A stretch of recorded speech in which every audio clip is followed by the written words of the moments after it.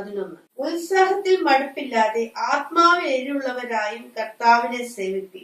ഉത്സാഹത്തിൽ മടുപ്പില്ലാതെ നമ്മൾ എപ്പോഴും ഉത്സാഹമുള്ളവരായിരിക്കണം, മടുപ്പുള്ളവരാകരുത്. കർത്താവ് ആഗ്രഹിക്കുന്ന കർത്താവിന്റെ മക്കൾ എപ്പോഴും ഉത്സാഹത്തോടെ ആയിരിക്കണം.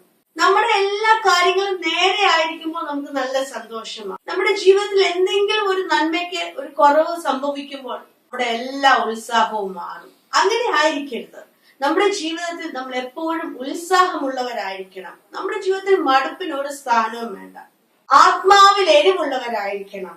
ആത്മാവിൽ എരിവുള്ളവരാണെങ്കിൽ നമ്മുടെ ജീവിതത്തിൽ ഉത്സാഹം ഉണ്ടാകും. ആത്മാവിൽ എങ്ങനെയാണ് നമ്മുടെ ജീവിതത്തിൽ എരിവുണ്ടാകുന്നത്? ആത്മാവിൽ എരിവുണ്ടാവണമെങ്കിൽ നമ്മൾ കർത്താവുമായിട്ട് നല്ല ഒരു ബന്ധത്തിലായിരിക്കണം. കർത്താവുമായി നമ്മൾ നല്ലൊരു കൂട്ടായ്മയിലാണെങ്കിൽ, കർത്താവുമായി നമ്മളൊരു ജീവിതത്തിൽ കർത്താവുമായിട്ട് നല്ലൊരു ബന്ധത്തിൽ മുന്നോട്ട് പോകുവാണെങ്കിൽ ഒരിക്കലും നമ്മുടെ ജീവിതത്തിൽ മടുപ്പ് വരത്തില്ല. ഒരിക്കലും നമ്മുടെ ജീവിതത്തിൽ ഉത്സാഹമില്ലായ്മ വരത്തില്ല. കാരണം ഞാൻ ആരെയാ വിശ്വസിക്കുന്നത്, ഞാൻ ആരിനെ ആശ്രയിക്കുന്നെന്ന് എന്റെ ജീവിതത്തിൽ ഒരു ഉറപ്പുണ്ടാക്കുക. ഞാൻ എന്റെ കർത്താവുമായി കൂട്ടായ്മ ആചരിക്കുമ്പോൾ, ഞാൻ എന്റെ കർത്താവിന്റെ കൂടെ വസിക്കുമ്പോൾ, അവന്റെ കൂടെയാ തന്റെ മക്കൾ വസിക്കുന്നത്.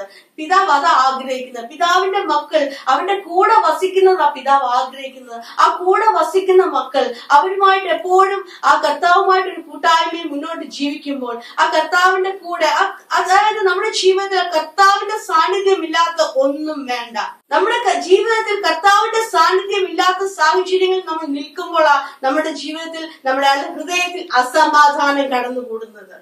കർത്താവുമായിട്ട് എപ്പോഴും നമ്മുടെ ജീവിതത്തിൽ ഒരു കൂട്ടായ്മയുണ്ടോ, അസമാധാനം നമ്മുടെ ജീവിതത്തിലേക്ക് കടന്നു വരത്തില്ല. അപ്പോൾ നമ്മുടെ ജീവിതത്തിൽ എപ്പോഴും ഉത്സാഹം ഉണ്ടായിരിക്കും. നന്മ ചെയ്യുവാനും എല്ലാത്തിനും നമുക്കൊരു ഉത്സാഹം ഉണ്ടാവും. ആ കർത്താവ് നമ്മളിൽ നിന്നും അതാ ആഗ്രഹിക്കുന്നത്. ഞാനും നിങ്ങൾ പിതാവിന്റെ ഹിതം അനുസരിച്ച് ഓരോ ദിവസവും ജീവിപ്പാൻ, പിതാവിന്റെ ഹിതം അനുസരിച്ച് ഓരോ നിമിഷവും നമ്മുടെ ജീവിതത്തെ നയിപ്പാനാണ് നമ്മൾ ആഗ്രഹിക്കുന്നത്. നാം ഈ ലോകത്തിലായിരിക്കുമ്പോൾ നമ്മുടെ ഓരോരുത്തരുടെ മേലും ദൈവത്തിന് ഒരു പ്രത്യേക ദൗത്യമുണ്ട്. ആ കർത്താവിന്റെ ദൗത്യത്തിൽ നമ്മൾ നിൽക്കാനും അവൻ നമുക്ക് ഒരുക്കി വെച്ചിരിക്കുന്ന വഴിയിലൂടെ നടക്കുവാനും നമ്മൾ ആഗ്രഹിക്കണം. വചനം പറയുന്നു, ഉത്സാഹത്തിൽ മടുപ്പില്ല, ആത്മാവിൽ എരിവുള്ളവരായിരിക്കണം. എപ്പോഴും ഉത്സാഹമുള്ളവരായിരിക്കണം. ആത്മാവിൽ എരിവുള്ള, ആത്മാവുമായിട്ട് കർത്താവുമായിട്ട് എപ്പോഴും ഒരു ബന്ധത്തിലായിരിക്കുമ്പോൾ ആ പിതാവിന്റെ ഹിതം, ആ പിതാവിന്റെ സ്വഭാവം നമുക്ക് മനസ്സിലാവും. ആ പിതാവിന്റെ ഹിതം ഓരോന്നും പ്രവർത്തിപ്പാനായി നമുക്ക് ഉത്സാഹം ഉണ്ടാകുന്നു. ആ പിതാവിന്റെ ഇഷ്ടം ഓരോന്നും ചെയ്യുവാനായി നമ്മൾ ആഗ്രഹിക്കുന്നു. ആ പിതാവിന്റെ ഹിതത്തിൽ ജീവിപ്പാൻ എല്ലാവരും ഉത്സാഹമുള്ളവരായി, ആ ജീവിതത്തിന്റെ ഇന്നായിരിക്കുന്ന ഒന്നുമല്ല നമ്മുടെ ജീവിതത്തെ നയിക്കുന്നത്. ഇന്നായിരിക്കുന്ന ഈ അവസ്ഥയൊന്നുമല്ല ജീവിതത്തെ നയിക്കുന്നത്. കർത്താവിൽ പ്രത്യാശയുള്ളവരായിരിക്കണം. ജീവിതത്തിൽ ഒരു ഉറപ്പുണ്ടായിരിക്കണം, എന്റെ കർത്താവ് എന്നെ കൈവിടത്തില്ല.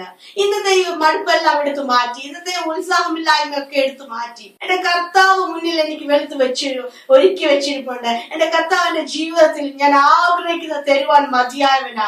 ആ ഒരു ഉറപ്പ് നമ്മുടെ ഹൃദയത്തിൽ ഉണ്ടാകണം. പ്രാർത്ഥിച്ചിട്ട് ലഭിക്കാത്തപ്പോഴാ നിങ്ങൾ നിരുത്സാഹപ്പെടുന്നത്. എന്നാൽ ഞാനും നിങ്ങൾ മടുത്തു പോകരുത്.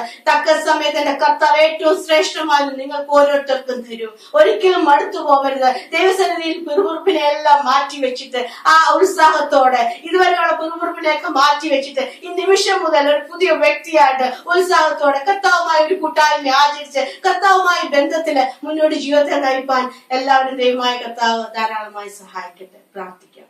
പിതാവെ, സ്തുതിക്കുന്നു. യേശുവിന്റെ നാമത്തിൽ കർത്താവെ, ഞങ്ങൾ ഇന്ന് നിന്റെ സന്നിധിയിലേക്ക് വരുമ്പോൾ യേശുവിന്റെ നാമത്തിൽ ഹല്ലേലൂയ, ഹൃദയത്തിന്റെ ഭാരത്തെ മാറ്റി കർത്താവെ, നിന്റെ മക്കളെ ഓരോരുത്തരും നീ സഹായിക്കുന്നതിനായി സ്തോത്രം ചെയ്യുന്നു. യേശുവിന്റെ നാമത്തിൽ കടഭാരത്തിൽ ഭാരപ്പെടുന്ന വ്യക്തിയുടെ മേൽ കർത്താവെ ഹല്ലേലൂയ, യേശുവിന്റെ നാമത്തിൽ പുതുവഴികൾ തുറക്കപ്പെടട്ടെ. യേശുവിന്റെ നാമത്തിൽ കർത്താവെ, അസാധ്യങ്ങളെ സാധ്യമാക്കുന്ന കർത്താവ് ഇന്ന് ഈ നിമിഷം കർത്താവെ, നിന്റെ മക്കളുടെ ജീവിതത്തിന് വലിയൊരു വിടുതൽ അയക്കട്ടെ. യേശുവിന്റെ നാമത്തിൽ പ്രാർത്ഥിക്കുമ്പോൾ ഹല്ലേലൂയ, ഹല്ലേലൂയ. മദ്യപാനിയായ വ്യക്തിയോർത്ത് ഭാരപ്പെടുന്ന പ്രിയ സഹോദരി, നിന്റെ ഭർത്താവിന്റെ മദ്യപാനത്തെ മാറ്റുവാൻ യേശു മതിയായവനാ. കർത്താവെ, ഈ നിമിഷം ആ മകന്റെ മേൽ നിന്റെ കരം തൊട്ടാട്ട്. ഹല്ലേലൂയ കർത്താവെ, ആ മകനെ നിന്റെ കരങ്ങൾ ഏൽപ്പിക്കുമ്പോൾ ആ മകളുടെ ജീവിതത്തിൽ വലിയൊരു സമാധാനം എന്റെ അപ്പാ നീ പകർന്നിരിക്കാൻ സ്തോത്രം ചെയ്യുന്നു. ഇന്ന് ഈ നിമിഷം കർത്താവെ ഹല്ലേലൂയ, നിന്റെ സന്നിധിയിലേക്ക് വന്നിരിക്കുന്ന എല്ലാ മക്കളെയും നിന്റെ കരങ്ങളിൽ ഏൽപ്പിക്കുന്നു. അത്ഭുതം നീ ചെയ്തിരിക്കുക സ്തോത്രം, നീ വിടുവിച്ചിരിക്കുക സ്തോത്രം. യേശുവിന്റെ നാമത്തിൽ തന്നെ ആമേൻ.